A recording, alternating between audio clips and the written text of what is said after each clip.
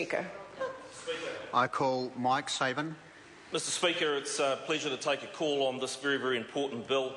It'll be a short call, Mr Speaker, but I just want to address a couple of the points that have been made by previous speakers.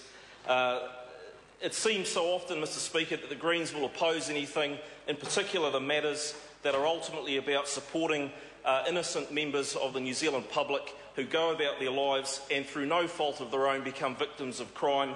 And the scales of justice that they see, Mr Speaker, should be tilted in the vicinity of the offender, because it's his human rights that matter most, and that those of the victim can be put to one side. Well, Mr Speaker, I can tell you as a former police officer, the reality of what happens out there on the street is something that the Green Party should get themselves more in tune with.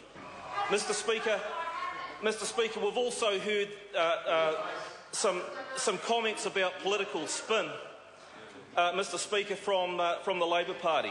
This is the same Labor Party, Mr Speaker, that sat back on their hands for 10 years while the methamphetamine problem in this country went from nothing to the worst in the world, while they sat back and said it's perfectly under control and the problem has reached its peak back in 2003, Mr Speaker. This is the same Labor government that was in power while I was a police officer, Mr Speaker, and watched crime rates go through the roof, watched the number of victims rise, the numbers of offenders in prison rise, and offences rising, Mr Speaker.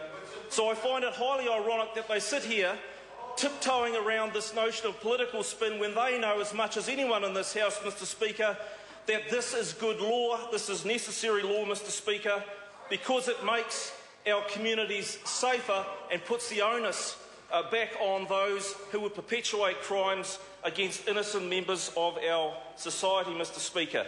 But this is not all that we're doing. This national government takes very seriously the implications of crime, the implications to victims, and the financial implications that this has to our nation, just as much so. What we've seen, Mr Speaker, over the last 12 months is yet another 4.8% decrease in crime, a 15-year low in crime, Mr Speaker. This is in the main because Minister Judith Collins, as Minister of the Police, saw the police steer their strategies far more to the areas of prevention, because it's quite right, as members have alluded to, that drivers of crime are something that you must address if you want to see the crime rates fall. And I commend the New Zealand Police for the work, for the prevention that they're doing.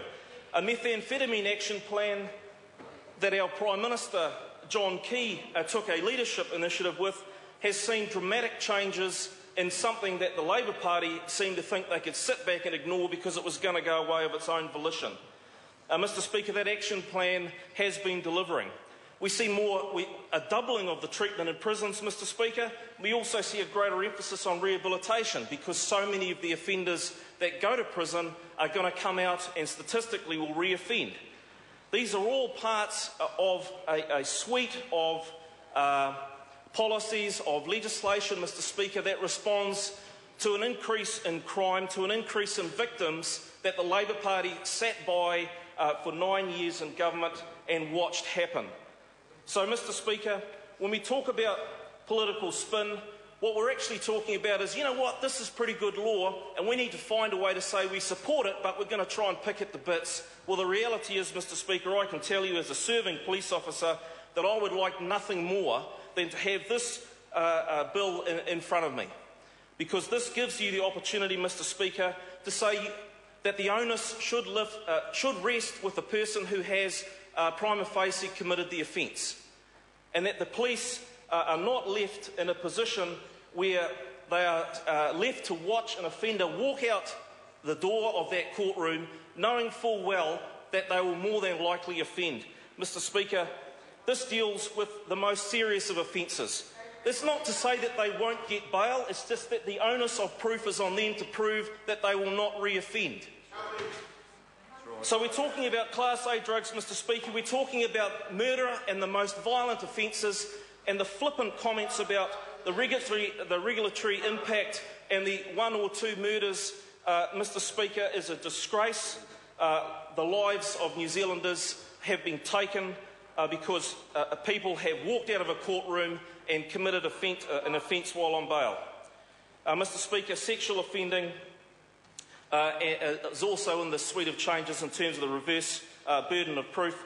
Mr Speaker, this is part of the National Government's continuing program to support our communities to be safer, to support our police and to support the notion that victims should be at the centre of the justice system. Mr Speaker, I commend this bill to the House. Members, this debate is concluded. The question is that the motion be agreed to. Those of that opinion will say aye. Aye. To the contrary, no. The ayes have it. A party vote's been called for. I'll ask the clerk for a party vote. New Zealand National. 59 votes in favour. New Zealand Labour. 34 votes in favour. Green Party. 14 votes opposed. New Zealand First. 8 votes in favour. Māori Party. 2 votes in favour. Mana. Vote opposed. Act New Zealand. 1 in favour. United Future. 1 in favour.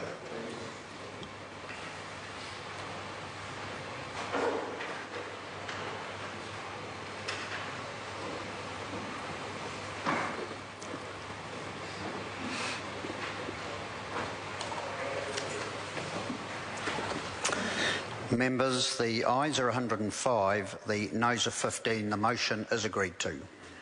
Bail Amendment Bill, first reading. The question is that the Bail Amendment Bill be considered by the Law and Order Committee. Those of that opinion will say aye. Aye. To the contrary, no. The ayes have it. Call on Government Order of the Day number 3. Arts Council of New Zealand